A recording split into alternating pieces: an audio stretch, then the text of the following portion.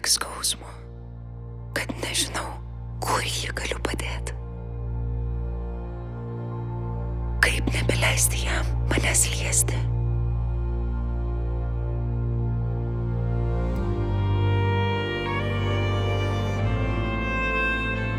Ar su tuo, ką patyriau, galiu susitvarkyti pats?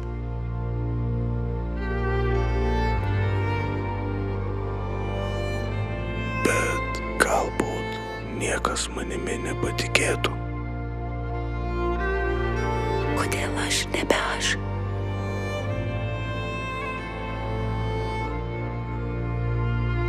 O jeigu kam nors pasakyčiau, kad jis ateidavo pas mane naktimis? Tiesiog nebegaliu tylėti. Tai dalis klausimų, kurie kankina patyrusius seksualinį smurtą. Nelikite su jais vieni. Prabilk.lt. Konfidenciali nemokama emocinė pagalba patyrus seksualinį smurtą.